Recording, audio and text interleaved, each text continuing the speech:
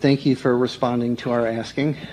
And I want to thank Jerry and Esther for sharing this with us. And I want to thank everybody here today for being a part of my experience and manifesting this with me. We're all in this together. Yep. So I try to think up questions that I've not heard on any of the record. First of all, I wanted to say an observation that I had is that when I come to the events, that they're so much more powerful than the recordings that I download and listen to. So, well, there's more intentionality on your part, more expectation, more probable alignment, less distraction that keeps you from hearing. In other words, there are reasons for that, but not one of you needs to be here to get this. Yeah. So I try to come up with questions that I've not heard anybody else ask, and my first question is there any lovers from my vortex here with us today?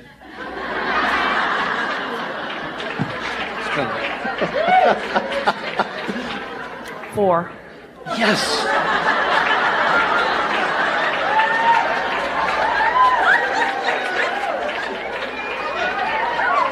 Don't be shy.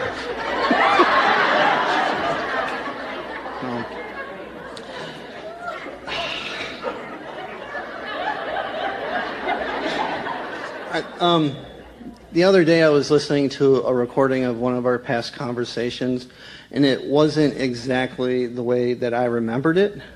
So never is. Your ability to hear us continues to improve. Do you know that everything you hear and everything you think about what everybody else thinks is distorted to some degree because it's muted or hindered by beliefs that are in the way? So as time goes by and you allow more of who you really are to be dominant and present, then you hear more. When we offer a conversation like this, we're speaking to not just those here in this room, but everyone we know who will hear at a level that they can all hear something. That's a common letter that Esther receives. In the night, Abraham snuck in and put more on the recording that I'd already heard. When I was meditating the other day, this question popped into my mind, and it had to do with memories. And I thought about if my memory's different than what was actually on the recording. Maybe your memory was different, but your perception, it's your perception, it's how you feel about it. It's like our friend was saying earlier, he's more aware of feelings even than he is about thoughts. And the things that you think you are remembering or that you are remembering are more about what you're thinking. But there is a vibrational core essence that is the basis of what you hear. So when someone says, I have some questions for you, Abraham, and they are unrelated to each other, we want to say, no, they're not. Because your questions can't be unrelated to each other because they are all or both coming directly from you, and your perception is what it is, and all of your questions are colored by your perception. Well, the thing that came to my mind was in a previous conversation and with conversations you had with other people, you said that your brain is not a storage cabinet. It isn't. For memories. It isn't. It's a transmitting and receiving mechanism. And depending upon what thoughts you've chosen and what vibrational frequency you have isolated and practiced, then you adjust your receiver to thoughts or vibrations that are like that. And then you hear different programming. You hear different things, which is the answer to what you just said to us. So memories are just thoughts, but how do they serve me? Because I have a tendency to look back. What serves you is now, because now reflects what you've got going on vibrationally. So the now is reflecting back to you through your emotions what you've got going on vibrationally in relationship to what you've asked for and what your inner being's got going on vibrationally. So the only memories that would serve you at all would be those satisfying memories that help you to set your tone now. Those could serve you, but there's so much satisfying that is available to you now. You know what the biggest difference, someone asked the question just a moment ago about what it's like to croak and what non-physical is like. The biggest difference, the most significant difference, the difference that right now in this red hot moment we want to call your attention to between you and your inner being is that your inner being never looks back.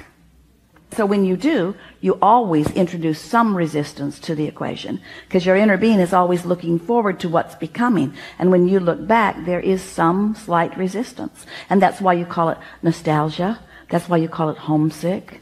That's why you call it whatever it is, but that's why. These aren't not new questions yet. I haven't listened to all the recordings. All right, so I never really paid attention to politics until about 10 years ago. And Stop it. well, I agree. All it is streams of consciousness that are pitted against each other as an excuse to pinch each other off from the clarity and well-being that would be there if they weren't doing that. And there is nothing about politics that has anything to do with you or what will happen to you. You can use it as a reason to not allow yourself to be aligned, but that's its only real use, to pinch you off. Yeah. I realize that, the world is a reflection of what I have going on inside me. The world is a reflection of what everyone has going on, and there are a lot of things going on. In other words, it's not only your reflection. The world is the things that have come from the thoughts that the world has thought, but you didn't think all the thoughts. Well, the thing that caught my attention is I've been observing people in how they pay attention to politics and politicians, and it seems to me that a lot of people they'll go by what the politician says, but totally disregard what the politician does, which is often completely different. When you ask about the value of politics, let's focus there just for a moment. If it has done anything for you as a mass consciousness, we're talking globally, not just nationally. If it has done anything for you as a mass consciousness, it must surely help you to know this one powerful thing. You can't sort it out. You can't even begin to know what is really going on. Esther's phrase is, the words don't match the music, the lyrics don't match the music, which is sort of a little bit what you're talking about. But, talk about a rat's nest of vibrations that just has the potential of holding you apart from everything that you've been asking for. And what's so interesting, this is another thing that it'll do for you. Oh, we want you to hear this. People think that they can think their way out of things. But all they do is think their way deeper and deeper into things. You got to feel your way out. And so, it's a lot of rabbit holes that a lot of people are going down. The rabbit holes just get deeper and deeper and deeper and deeper and deeper and deeper. And they keep thinking they're going to find satisfaction in there, but they don't. The thing that it occurred to me was that I look at them and I'd say, their thoughts and their words and their actions don't are match none of up. my business. Well, that's the thing that you should say. They are not any of my business, because you're assuming that they're thinking and they're acting in order to get your approval. That's what you'd like, but that's not working out well for you. So what you're saying is, there are those that think this and there are those that think that, and I want to choose those that think that. Okay, got my party picked. I picked my affiliation, but now they were saying these things which I resonated with, but now they're not doing those things. So you've found yet another reason to feel dissatisfied, because you're looking for love on all the wrong places. You're looking for satisfaction in all the wrong places. Are you following us at all? Oh, absolutely. I'm in agreement with you. But the thing that it also pointed out to me is that I feel like my thoughts, my words, and my actions don't all line up. And I wonder if that's the reason why I don't manifest things the way that I wish that I would. For sure. It's true of everyone.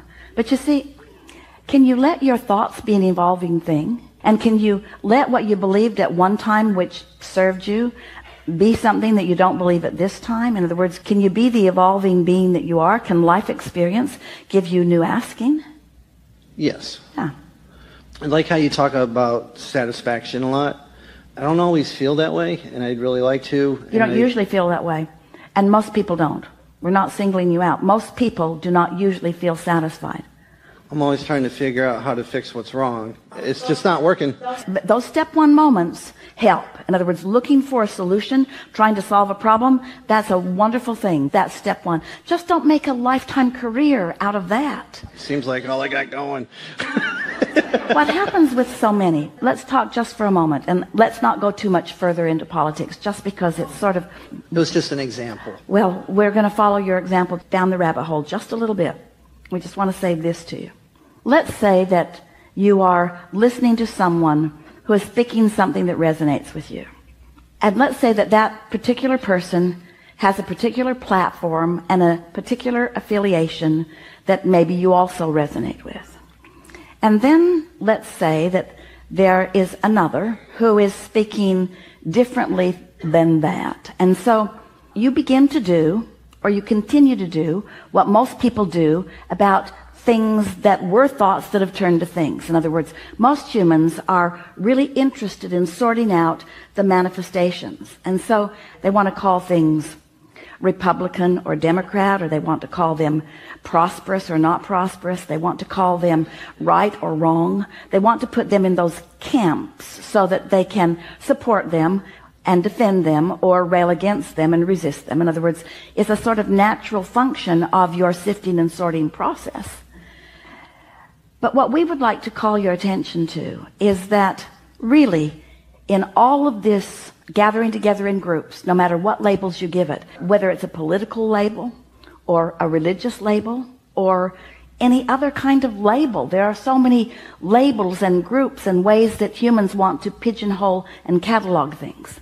We would like you to consider just for a little while that there are really only two groups. There are really only two affiliations, alignment or not.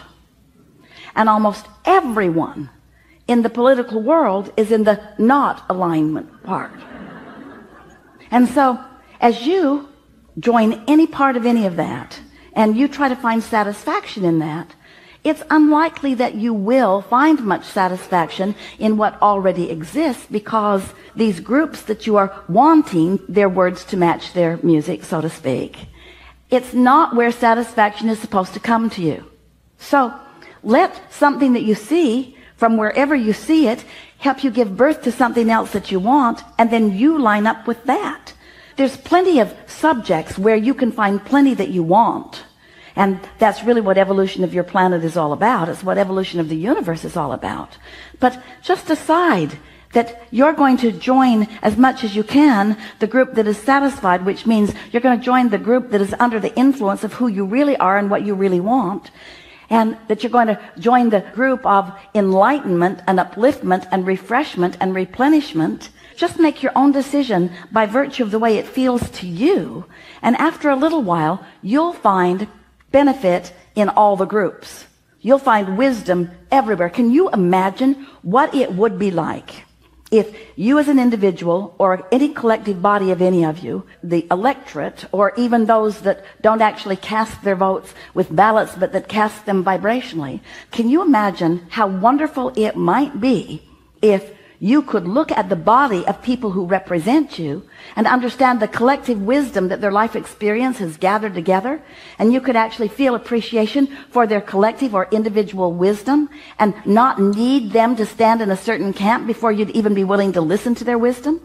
There's so much wisdom that is potentially there that people don't allow themselves to hear because they think they're standing in the wrong camp. When the only camp that we want you to be aware of is there's me in the camp of my full enlightenment or me in the camp of pinching myself off. And when you're pinched off, you don't like anybody. When you're pinched off, you can't see the value in anything. And when you're tuned in, tapped in, turned on, then you hear the value in this religion and that one. You hear the true meaning of what that meant and what that meant. You hear the wisdom coming from that person and that person. You see it in the hallways of the hotel where you are. You hear the wisdom from the cab driver when you're moving around New York City. In other words, it's all around you. There are all kinds of people with all kinds of wisdom that your inner being is queuing you up to rendezvous with. And if you just get over needing people to agree with you in order for you to feel good, and instead you decide you're going to feel good, then you find agreement with all kinds of people. It's like looking to be satisfied and finding it, then you will find satisfaction in really weird places.